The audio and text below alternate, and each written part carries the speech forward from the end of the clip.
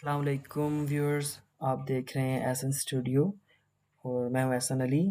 हम सीखने जा रहे हैं कि आयरस एफबीआर में न्यू रजिस्ट्रेशन कैसे की जाती है। तो सबसे पहले आपने गूगल पे आके iris.fbr को सर्च कर लेना है, तो आपके सामने ये पोर्टल ओपन हो जाएगा।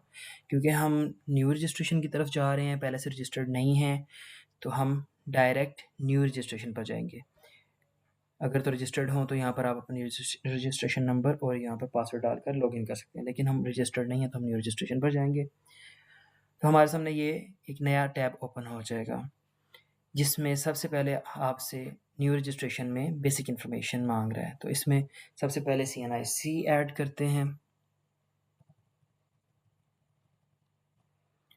CNIC हमने ऐड कर दिया। प्रीफिक्स में मिस्टर हैं, मिसेस हैं, डॉक्टर हैं, जो भी आपके नाम के साथ है वो आपने ऐड करना है।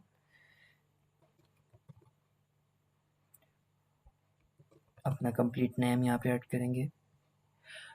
और क्योंकि आपने अपना ईमेल और अपना फ़ोन नंबर रजिस्टर करवाना होता है एफबीआर के आके, कि आपके ओटीपीज़ और आपकी नोटिसेस या आपको कोई भी किसी किस्म की ईमेल या मैसेज अगर एफबीआर ने करना है, तो उसके लिए उनको ये फ़ोन नंबर और आपका ईमेल एड्रेस चाहिए होता है। तो आप जो भी फ़ोन नंबर यूज़ कर रहे हैं उसका सर्विस प्रोवाइडर सेलेक्ट करेंगे। मैं मोबिलिंक यूज़ कर रहा हूँ, तो मैं मोबिलिंक का ही डाल रहा हूँ। और यहाँ पर फ़ोन नंबर डालने का तरीका है कि आपने 0092 ऐड करने के बाद अपना फ़ोन नंबर ऐड करना है। यहाँ पर भी सेम नंबर डालेंगे, क्योंकि एक बार नंबर डाला है तो उसको दोबारा कंफर्म करना है। फिर आप यहाँ पर ईमेल डालेंगे।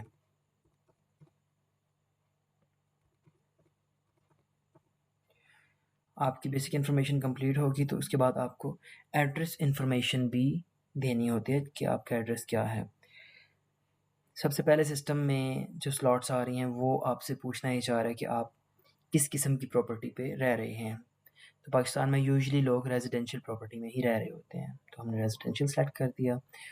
फिर उसके बाद वो पूछना चाह रहा है कि आप अपार्टमेंट में, बंगलो में, कैबिन में, कंपार्टमेंट में, कंडोमिनियम में या हाउस में रह रहे हैं।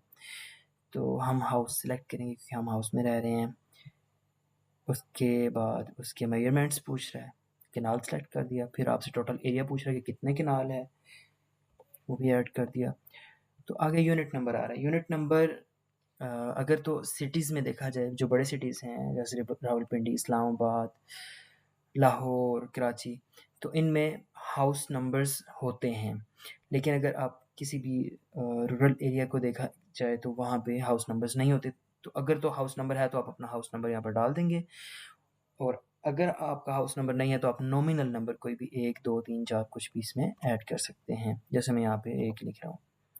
यहाँ पर आपने अपना स्ट्रीट एड्रेस ऐड करना है, जैसे मैं करके दिखा देता हूँ। PO और स्लैशेस के साथ करेंगे, बॉक्स स्लैश अटियाला स्लैश रावलपिंडी। सेम एड्रेस आप यहाँ पर भी डालेंगे।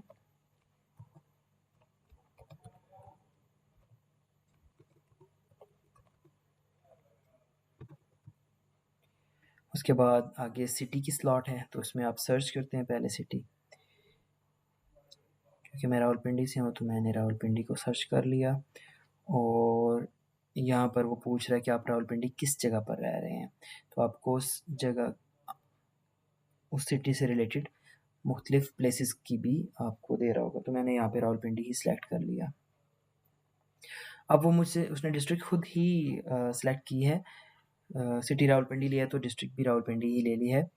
तो कैपेसिटी अब मुझसे पूछा है। कैपेसिटी जो मैंने ऊपर रेजिडेंशियल प्रॉपर्टी यानी कि हाउस 1 केनाल दिया है जिसमें मैं रह रहा हूँ, तो वो मुझसे ये पूछना चाह रहा है कि आपकी कैपेसिटी क्या है, कि आप इसके ओनर हैं, लीजी हैं, टेनेंट हैं, फ्रेंचाइजी हैं या ऑक्यूपेंट हैं।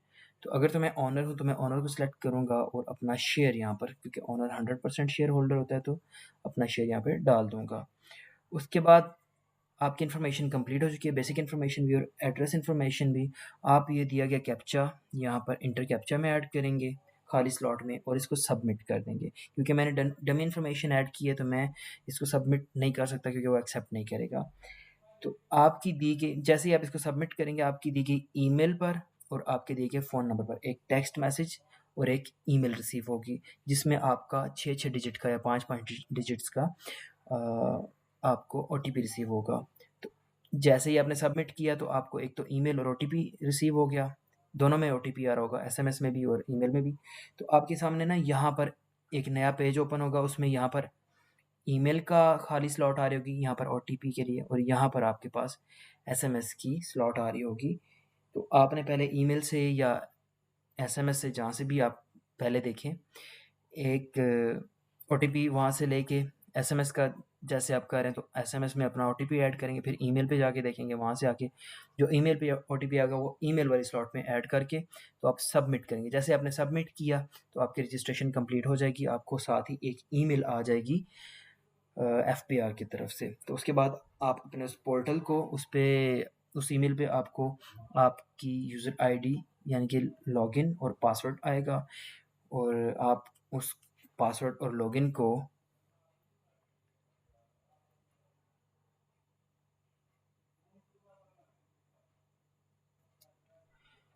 यूज़ करते हुए अपना पोर्टल लॉगिन करके तो उसमें टैक्स से रिलेटेड सारे काम कर सकते हैं। जैसे कि आप रिटर्न फाइल कर सकते हैं या पीएसआईडी जनरेट करें, टैक्स पे करना है वो कर सकते हैं।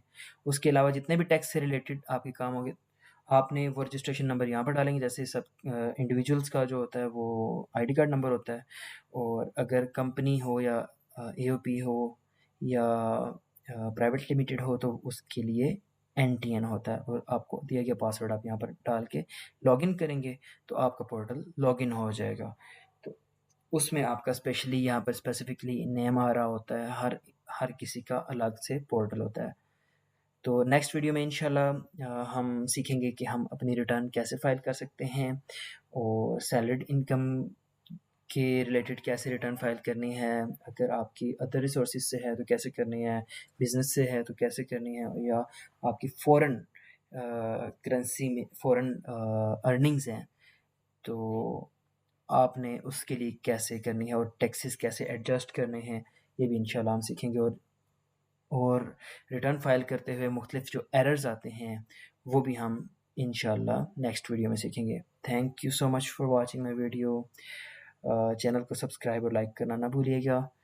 बहुत शुक्रिया। अल्लाह हाफिज़।